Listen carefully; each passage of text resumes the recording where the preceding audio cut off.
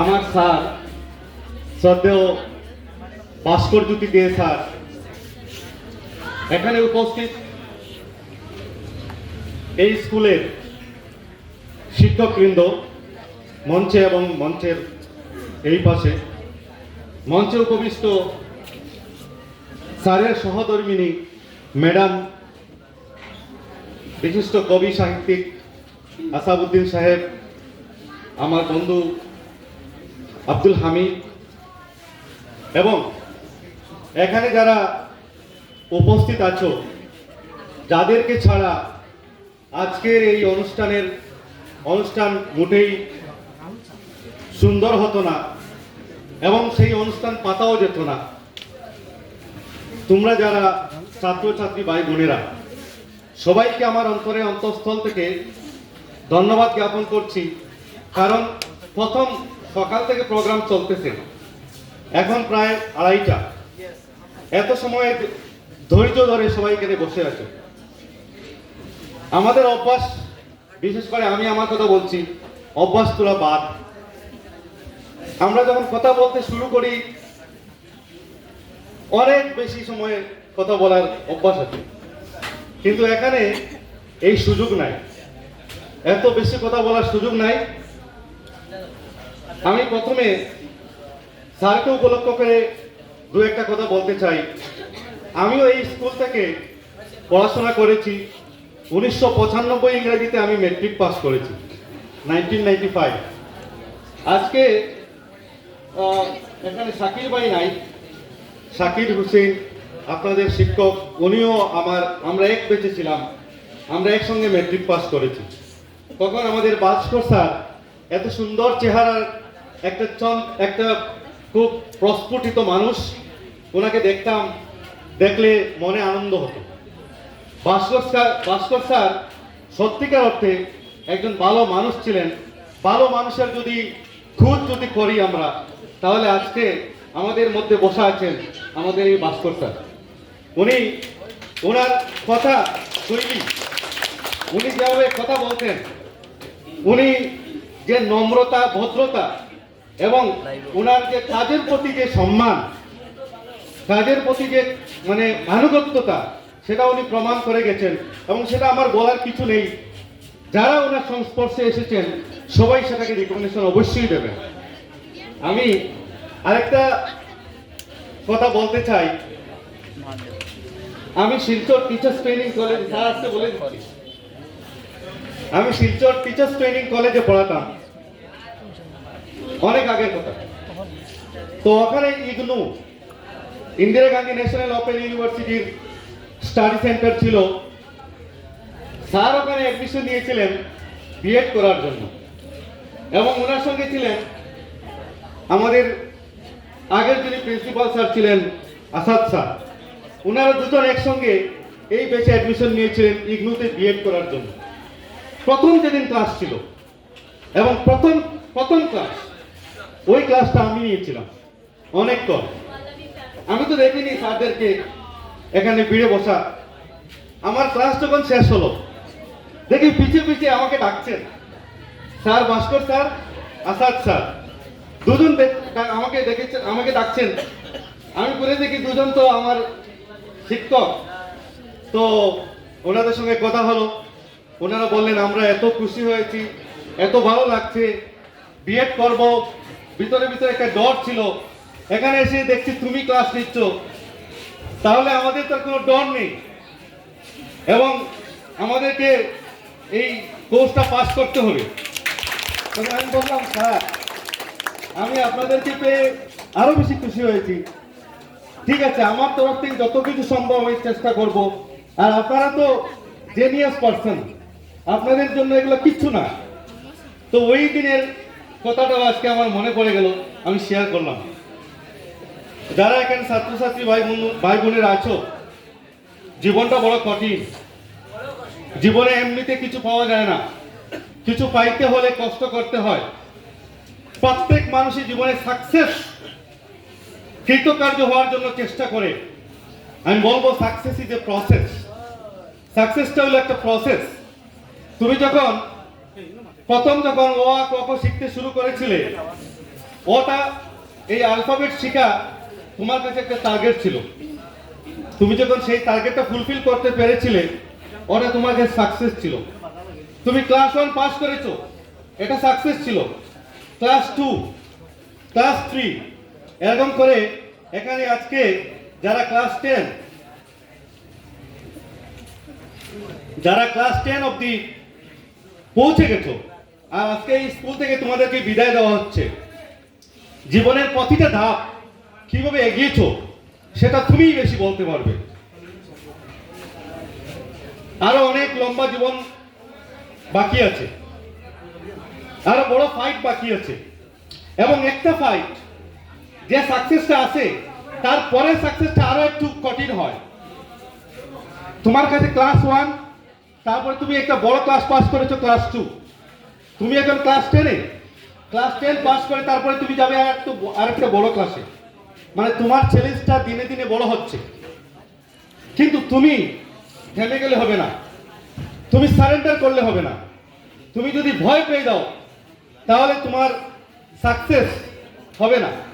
যারা ক্লাস 12-এ আছো, তোমাদের গন্ডি তুমি ক্লাস 12 পাস করে তারপরে স্কুলের মানে যে স্টেজ যেটা, এটা শেষ হয়ে যাবে তোমার বেলায়। তখন তুমি কলেজিয়েট, তখন তুমি হায়ার এডুকেশন, তুমি ডিগ্রিতে অ্যাডমিশন নেবে, আরো বড় দাও। আরেকটা বড় ব্যাপার, যারা ক্লাস 10-এ আছো, আজকে হয়তো এখানে 100 জন, আমি জানি না, ধরো 100 জন আছো, কতজনে মেট্রিক পাস করবে? 50 জন, 60 জন, আমি তো আশা করি 100 জন পাস করো। যারা মেট্রিক পাস করবে, 60 জন পাস করে 60%, বাকিরা কোথায় যাবে? 40 জন। একবার ভেবে দেখো বাকিদের অবস্থা কোথায় কোথায় যাবে। যারা 60 জন পাস করবে তাদের মধ্যে থেকে কতজন গিয়ে হায়ার সেকেন্ডারি ক্লাস মানে ক্লাস 11-এ অ্যাডমিশন নেবে, আর কতজন বাদ দিয়ে দেবে? যারা 12 পাস করবে, 12-এ যারা পরীক্ষায় বসবে, কতজন পাস করবে? যতজন পাস করবে তার মধ্যে থেকে কতজন ডিগ্রিতে অ্যাডমিশন নেবে? ঠিক আছে, ধীরে ধীরে সংখ্যা কমবে। তোমাকে টিকে থাকতে হবে রেসে। যখন দৌড় শুরু হয়, প্রথম হয়তো ধরো 10 জন দিয়ে একটা দৌড়ানো হলো, তার মধ্যে থেকে রাখা হবে কজন? 1 জন বা 2 জন, মানে ফার্স্ট সেকেন্ড। ঠিক আছে, তারপরে একটা ফাইনাল দৌড় যখন হবে, মানুষ তো কমবে, তোমাকে আরো বেশি দৌড়তে হবে। তাহলে তুমি যত এগিয়ে যাচ্ছ, তোমার জীবনের চ্যালেঞ্জ, তোমার সামনে আরো বড় চ্যালেঞ্জ আসছে। তোমাকে কি করতে হবে? মন দিয়ে, মানে মনের দিক দিয়ে, ইউ বি স্ট্রং মেন্টালি, মনের দিক দিয়ে তুমি সবল হতে হবে। আর আমি পারবো। এখানে অনেক ভালো ভালো কথা হয়েছে, অনেক ভালো ভালো মোটিভেশন, মানে মোটিভেটরি কথা হয়েছে, সবাই ভালো ভালো কথা বলেছেন। আমরা গর্ব, মানে এখন ভালো লাগে যে আমরা যখন ছাত্র ছিলাম, এরকম পরিবেশ খুব কম হতো, এরকম জমায়েত, এরকম লোকের সংস্পর্শে আমরা যেতে পারতাম না, বা সুযোগ ছিল না। আজকে এটা খুব ভালো সুযোগ হয়েছে।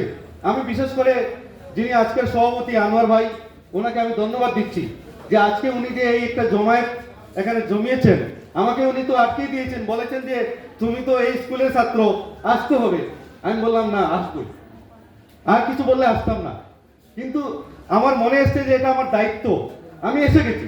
ঠিক আছে, একটা কথা বলি, জীবনে কৃতকার্য হতে গেলে মানে প্রচুর পরিশ্রমের দরকার হয়, আর কষ্ট না করলে কোনোদিন সফলতা পাওয়া যায় না।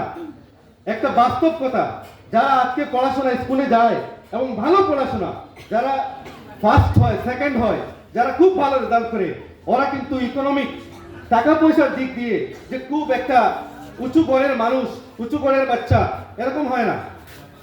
এরা গরিব বা মোটামুটি এরকম পরিবার থেকে বেরিয়ে এরা ভালো পড়াশোনা করে। এখানে যারা বসা আছো সবার একটা লেভেল আমার জানা আছে, আমরাও সেই লেভেলে ছিলাম, আমরাও পরিশ্রম করেছি, কঠোর পরিশ্রম করেছি, কোনো জিনিসকে ইজিলি যাইতে মানে ছেড়ে দিইনি। তাহলে তোমাদেরকে যদি জীবনে সাকসেস পেতে হয়, তাহলে হাল ছাড়বে না, চেষ্টাকে অবিরতভাবে চেষ্টা করে যাবে। যদি করে যাও, কষ্ট স্বীকার করতে হবে, কষ্ট স্বীকার মানসিকতা নিয়ে যদি আগ বেড়ে দাও, তাহলে দেখবে একদিন আনন্দ পাবে। আজকে মনে হয়তো দুঃখ লাগতে পারে, ও কত কষ্ট, স্কুলে যাওয়া, পড়াশোনা করা, নিয়মের পিঠে থাকা, বড়দের কথা শোনা, টিচারের কথা শোনা। আরে বাবা, একটা বিপদে পড়ে গেলাম নাকি? না, তুমি বিপদে পড়নি, তুমি একটা সঠিক পথে যাচ্ছ, তুমি সঠিক দিশায় যাচ্ছ। বড়দেরকে মানো, বড়দের প্রদর্শিত পথে তুমি চলো, দেখবা একদিন তোমার সফলতা আসবেই। আমরা হলাম এমন এক যুগের মানুষ, আমরা কনসেন্ট্রেটেড হতে পারি না। কনসেন্ট্রেশন যেটা, যে ধ্যান দেব একটা বিষয়ে, যে আমি খুব বেশি মনোনিবেশ করব, এই শক্তিটা আমাদের কমে গেছে, তোমাদের কমে গেছে। কারণ আমি বলি, তোমরা হলে রিল যুগের মানুষ। এই মোবাইল স্মার্টফোন হাতে নিয়ে এখন আর ধৈর্য নেই, শুধু স্ক্রল স্ক্রল স্ক্রল, একটার পরে আরেকটা, একটার পরে আরেকটা। আর তুমি যা চাও, তোমার মনে যা চায়, সেটা তোমাকে ও সাপ্লাই করে। এআই, আর্টিফিশিয়াল ইন্টেলিজেন্সের যুগ।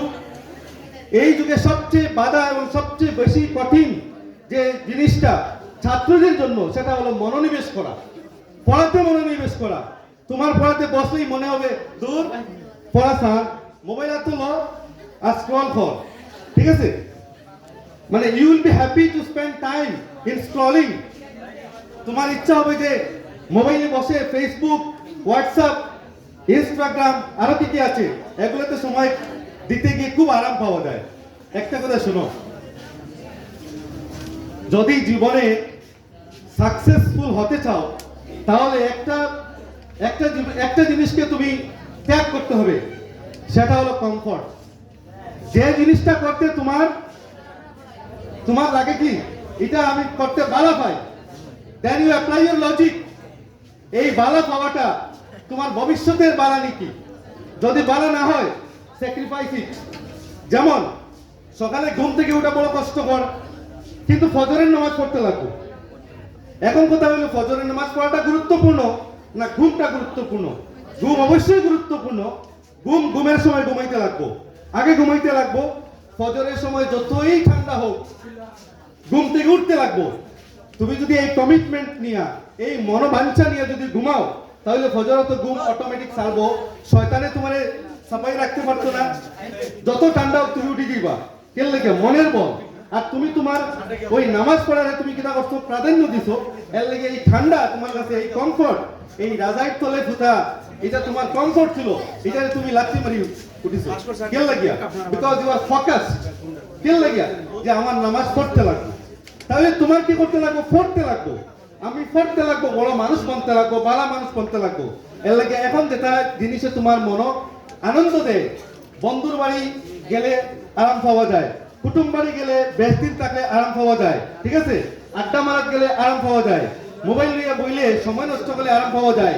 এই সবগুলা তোমার লগে হারাম। Because all this things are তোমারে নিয়ে যাইব অন্ধকারের দিকে। তুমি যদি আলোর দিকে যাইতে চাও, তাহলে এই স্বল্প আরামে তুমি কিতা করতে লাগবো? পরিত্যাগ করতে লাগবো।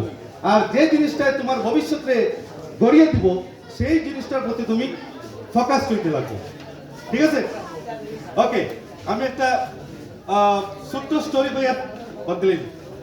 স্টোরি হলো ওটা, একবার একজন ভদ্রলোক টাইম বইছেন টিভি দেখা, ফুটবল খেলা চলে। তার একটা ছোট ছেলে, এই ছোট ছেলে গিয়ে তাকে খালি ডিস্টার্ব করে, বারে বারে কি কয়, বাবা ওটা কিতা, ওটা কিতা, ওটা কিতা। বাবা তো এখন বড় বিপদে পড়ছে। তাই এক দুইবার তারা ডিল করছে, কইছেন তুমি ওটা করো, ওটা করো। হে আবার বুঝিয়ে কয়, বাবা ওটা কিতা। তাই ভাবলা এটারে তো বেশি সময় লাগে বইতে লাগবে। তাই সঙ্গে সঙ্গে তার পাশে একটা কাগজ আছে, ওটা আনিয়ে একটা সিরিজ হই। এটা আসলে ওয়ার্ল্ডের ম্যাপ আঁকা আছে। তাই ওটা সিরিজ হই, টুকরা টুকরা করছে, করিয়া কইছে নদিকে ওটা নেই। আর ওই ম্যাপটা পাতাটা যেরকম আছে, ওই ম্যাপটা জোড়া লাগা।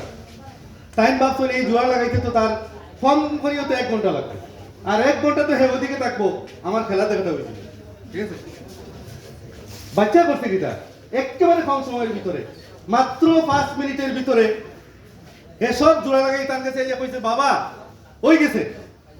বাবা তো অবাক, কিরকম সম্ভব এত টুমা হে 5 মিনিট কিরকম জোড়া লাগাইব বাবা তো অবাক বাবা দেখলেন না ঠিক হ্যাঁ তো ঠিকই জোড়া লাগাইছে সব তার জোড়া ঠিক লাগাইছে তখন তাই কইলা আচ্ছা তুমি এত স্বল্প সময়ে এইটা জোড়া লাগাইলা কি লেখো সাই বলে বাবা ভেরি সিম্পল ও ফাতাগর উল্টা দিকে আসলে একটা মানুষের ছবি আমি কিতা করছি মানুষের উপরে জোড়া লাগাইছি